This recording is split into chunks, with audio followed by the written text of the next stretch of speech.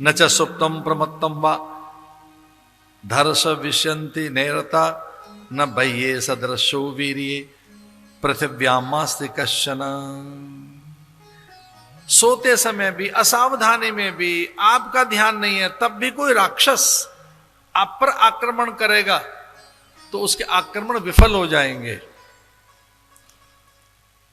क्षुत पिपासे न ते राम भविष्येति नरोत्तमम बलामत बलाम चैव पटस्तात राघव गृहाण सर्वलोकस्य गुप्तये रघुनंदन। लो रघुनंदन, ये विद्याएं मैं आपको दे रहा हूं, ग्रहण कीजिए। और हां, ये विद्याएं किसी को नहीं पता लगेंगी। और हां, ये विद्याएं समय पे प्रकट होंगी। और हां, आप नबी चाहें तब भी आपके सामने आ जाएंगी। ये इस समय पर अपना काम करेंगे।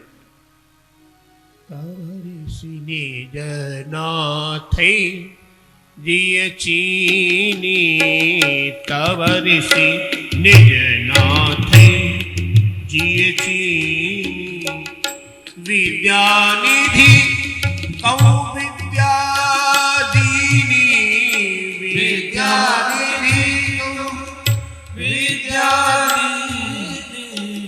तव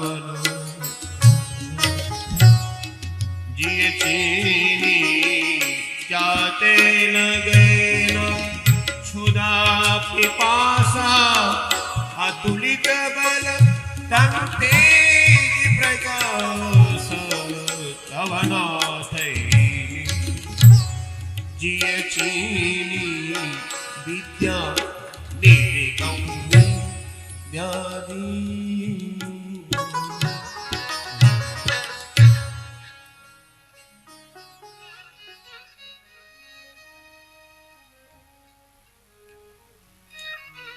राम विद्या वारधि हैं, राम ब्रह्म हैं, राम परमात्मा हैं।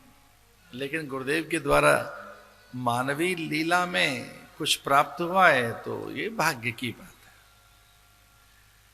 और ये स्वभाव भी है गुरुजनों का, शिष्य को अथवा उसमें श्रद्धा हो, विश्वास हो, वो समर्पित हो तो उसको विद्या दे देते हैं।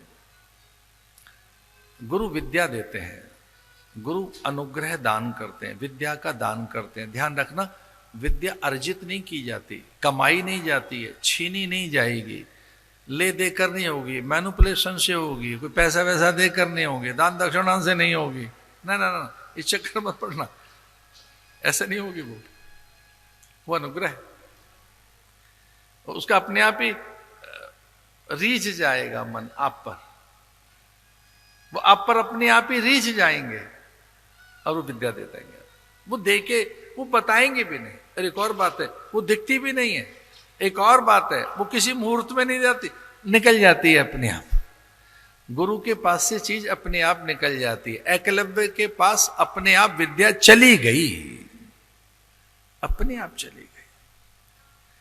ताड़का नाम भद्रम ते भार्या सुंदस्य धीमतः मारीचो राक्षस्य पुत्रो यस्या शक्र पराक्रमः। बड़ा पराक्रमी पुत्र उसका मारीच। ताड़का नाम भद्रम ते भार्या सुंदस्य धीमतः। सुंद नाम के राक्षस की पत्नी यह ताड़का क्या है? ये रावण जितनी ही बलवान है, ये रावण में जितना बल है उतना ही ताड़का में बल है। इसलिए हे देव, हे राम, ये ताड़का ऐसी है। और जैसे ही इसे ये समाचार या खबर लगी कि हम यहां आ चुके हैं तो ये अचानक ही प्रहार करेगी। क्योंकि उसे ये अभिमान है कि मेरा प्रहार या मेरा आक्रमण कभी निष्फल नहीं होता। तो आप सावधान होकर अब हम चलेंगे वन में।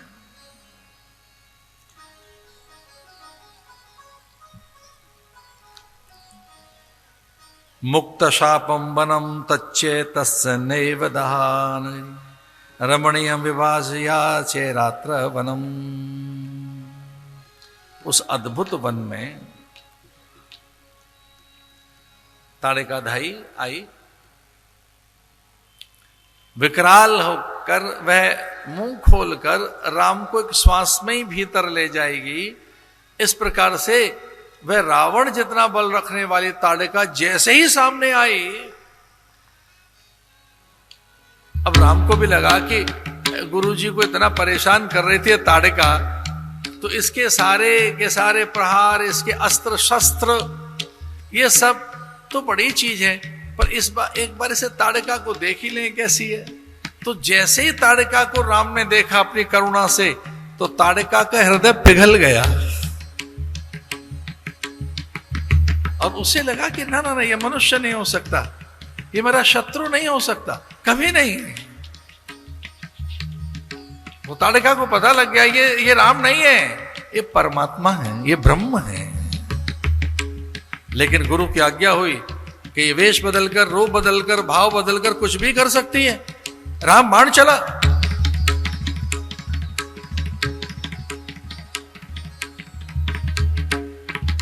तुलसीदास जी के चातुर्य देखिए, एक ही बाण प्राण हरि लीना, दीन जानित ही निज पद दी। गुरुदेव ने कहा यह अस्त्र चलेगा, ऐसा अस्त्र चलाना, उसे निकाल, उस अस्त्र को व्यूहरचना कर, बाणों से आच्छादित कर, ये किसी भी समय कोई प्रयोग कर सकती है।